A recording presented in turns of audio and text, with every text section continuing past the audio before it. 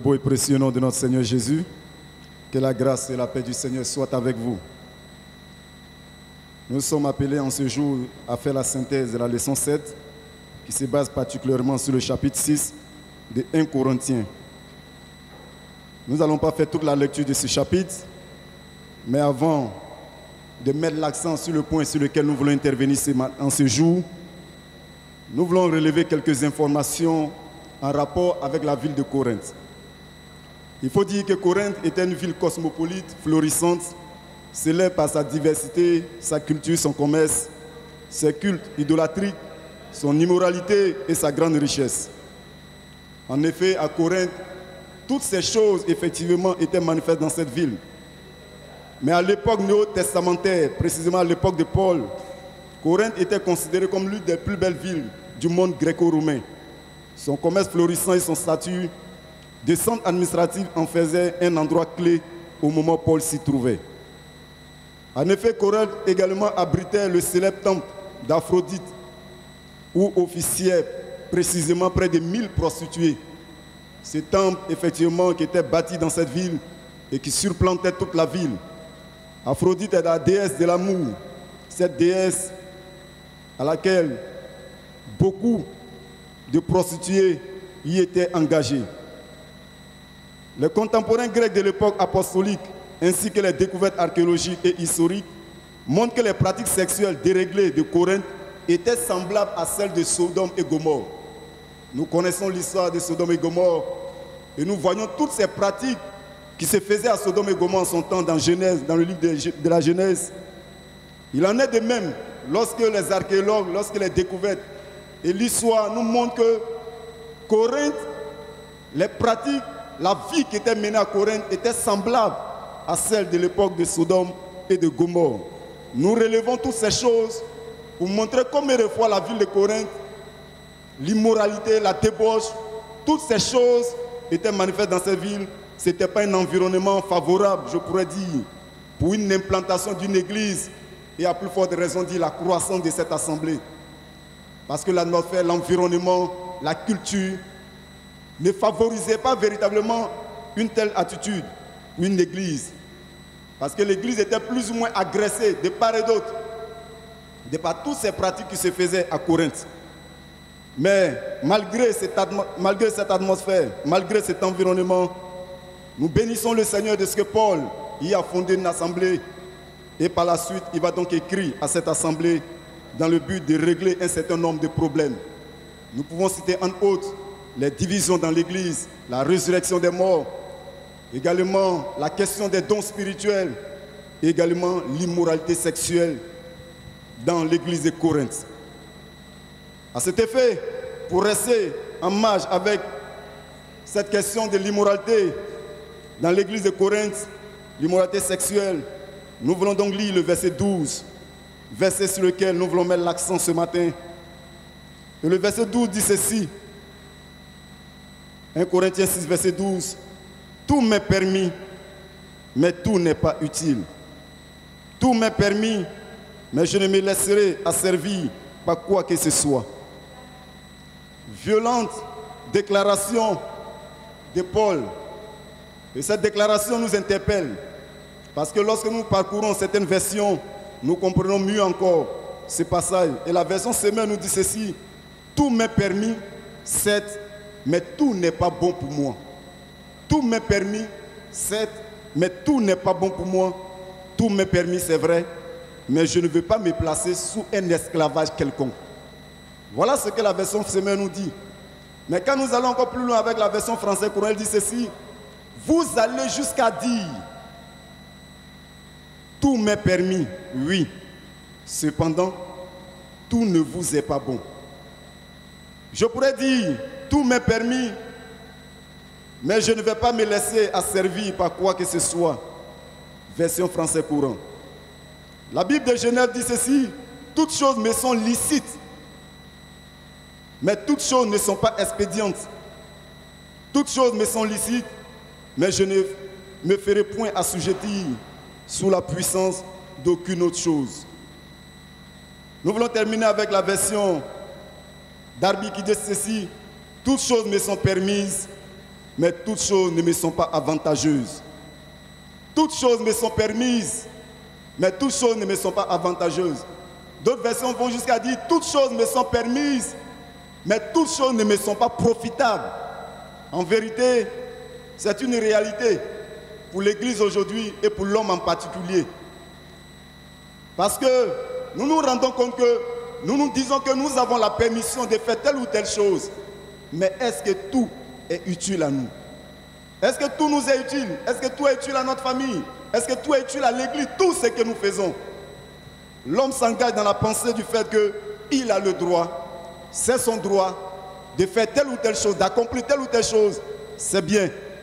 Bien que nous ayons le droit, bien que nous ayons la possibilité, la permission de le faire, la question à laquelle nous devons chercher à répondre et qui doit conduire, je pourrais dire, nos choix, nos décisions, nos actes, est-ce que cela m'est utile? Je voudrais mettre l'accent en ce jour sur l'importance de l'utilité dans le choix, ou bien savoir discerner avant de faire quoi que ce soit en nous référant à l'utilité. Savoir discerner l'importance de l'utilité est une chose importante et capitale pour notre marche chrétienne et pour celui qui veut aller loin. Car l'église de Corinthe, à un moment donné, certains chrétiens disaient dans cette ville, dans cette assemblée, tout m'est permis. Ils ont pensé qu'ils avaient effectivement la possibilité de tout faire en se basant sur un principe. Et ce principe qui se laisse entrevoir dans cette déclaration de tout m'est permis, c'était devenu comme un slogan pour eux. Ils voyaient au-delà, au travers de ce slogan, cet aspect premier.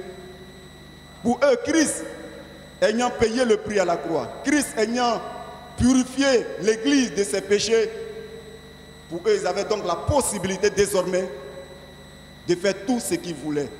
Parce que Christ les a déjà rachetés. Pour eux, Christ les a déjà libérés. Donc, ils ne sont plus sous aucune condamnation. Donc, ils ont toute la liberté de faire ce qu'ils voulaient. Et bien plus, ils se sont laissés même influencer par l'attitude que nous avons relevée d'entrée de la ville de Corinthe, l'atmosphère qui régnait dans cette ville. L'atmosphère d'un laisser-aller, l'atmosphère de la légèreté. Parce que la ville de Corinthe était une ville où chacun pouvait dire ce qu'il voulait, on ne pouvait pas s'opposer à la personne. Où chacun était libre de faire ce qu'il voulait. La ville de Corinthe était une ville véritablement particulière en ce sens. Et à un moment donné, tellement que les gens se livraient à la prostitution dans cette ville, les chrétiens aussi se sont dit, étant libérés du pouvoir du péché, Christ les a purifiés, ils ne sont plus sur le joug de quoi que ce soit, ils ont donc la possibilité de pouvoir aussi fréquenter les prostituées comme les autres. Ils se sont dit, tout les est permis, parce que Jésus les a déjà sauvés. Jésus est déjà mort pour les péchés. Donc quoi encore? Donc il fallait donc se livrer à tout. Malheureusement, aujourd'hui, beaucoup encore se laissent encore gagner par ces choses. Car il y en a plusieurs, effectivement, qui enseignent certaines choses. Qui enseignent ceci, que le corps n'a pas d'importance. Pour certains, c'est l'âme, l'esprit qui est plus important. Et que le péché de l'âme ou de l'esprit ne pouvait pas avoir d'incidence sur le corps. Donc avec le corps, on pouvait se livrer à toutes sortes de choses, à toutes sortes de pratiques. Et par conséquent, pas de soucis, pas d'inquiétude, si nous nous engageons à ces choses. Paul donc rectifie cet aspect. Paul répond à cette excuse en leur faisant comprendre le fait que Christ nous a purifiés ne nous autorise pas à faire ce que nous savons être mal. Le Nouveau Testament proscrit, bien aimé, à faire ce que nous savons, à faire formellement. Le Nouveau Testament proscrit formellement, bien aimé, des péchés tels que le verset 9 et 10 nous le dit, que l'Ancien Testament déjà aussi avait déjà proscrit. Et Romains 12, les versets 9 à 21 et Romains 13, versets 8 à 10, nous encouragent à une conduite, à un comportement que le chrétien doit avoir. Et ce comportement qui consiste à fuir le mal, à fuir ce qui est mauvais. Bien aimé, quand nous disons que tout nous est permis, nous voulons dire par moments, au travers de cette pensée, comme certains le pensaient à l'église de Corinthe, nous avons la permissivité de faire toutes choses. Cette permissivité qui pourrait se dégager dans le fait de la tolérance, zéro tolérance, je pourrais dire excessive, où il n'y a plus de contraintes d'interdit moral. Donc on se laisse aller à tout. Mais attention, en tant qu'enfant de Dieu, tout n'est pas nécessaire pour nous. Tout n'est pas utile pour nous. Aujourd'hui, nous voyons des pays qui engagent des lois. La loi de l'homosexualité, par moment, est votée. La loi de la polygamie. Certaines lois sont votées par moment dans les nations. Mais nous, en tant que chrétiens, bien que la loi autorise, la loi permet, bien que ça soit licite au plan institutionnel, mais en tant que chrétiens, est-ce que cela nous est utile? C'est la question que nous devons nous poser avant de nous engager. Bien que la loi nous permette de faire des choses dans ce pays, mais est-ce que cela est utile à la marche chrétienne? C'est pour cela, avant de le faire, avant de s'y engager, il faut jauger la question, l'importance de l'utilité avant de le faire. Bien même que c'est permis, bien même que nous ayons l'autorisation, est-ce que cela est utile à ma vie? Est-ce que cela est utile à ma famille? Est-ce que cela est utile à l'Église? Bon nombre de personnes ne s'interrogent plus. Toutefois que la loi le permet, toutefois qu'ils ont l'autorisation, ils se disent, à nous aller pour parler comme certains, plus de freins, plus de retiens, ils s'y engagent. Nous voulons interpeller la communauté, nous voulons interpeller tout le monde à comprendre ceci. Bien que nous ayons la permission de faire certaines choses, bien que nous ayons l'autorisation, ce qui doit nous conduire, ce qui doit nous canaliser, c'est de savoir en quoi est-ce que cela m'est profitable, en quoi est-ce que cela m'est utile, en quoi est-ce que cela peut permettre mon édification ou l'édification de mon frère ou de ma famille. C'est ce qui doit nous pousser à faire le choix. Alors comprenons ceci, l'utilité, c'est ce qui est profitable. Ce qui est utile, c'est ce qui est profitable. Ce qui est utile, c'est ce qui est avantageux pour nous. Ce qui est utile, c'est ce qui sert à quelque chose.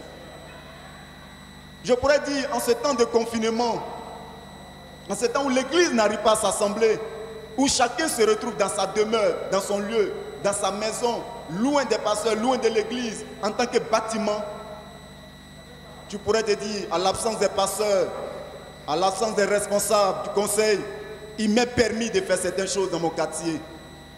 Il m'est permis de faire des choses, peut-être que personne n'est là à mon côté. C'est vrai. Mais ce qui doit nous aider en ce temps de confinement, c'est de savoir est-ce que ce que je suis en train de faire, en quoi est-ce que cela m'est utile. Tout m'est permis, mais tout n'est pas utile, bien-aimé. Il faudrait que nous puissions le comprendre. Est-ce que la manière dont j'ai la permission, j'ai la possibilité de répondre à l'acte de mon épouse, à l'acte de mon conjoint, mais en quoi est-ce que ce que tu vas dire sera utile pour ton foyer? En quoi est-ce que ce que tu vas dire, suite à cette provocation, ce que tu vas dire, en quoi est-ce que cela sera utile? Voilà la question que nous devons nous poser toutefois que nous devons réagir, toutefois que nous devons avoir une réponse face à une situation, face à une action qui a été posée. Avant de faire quoi que ce soit, ce que je vais dire ou ce que je vais faire, en quoi est-ce que cela sera utile?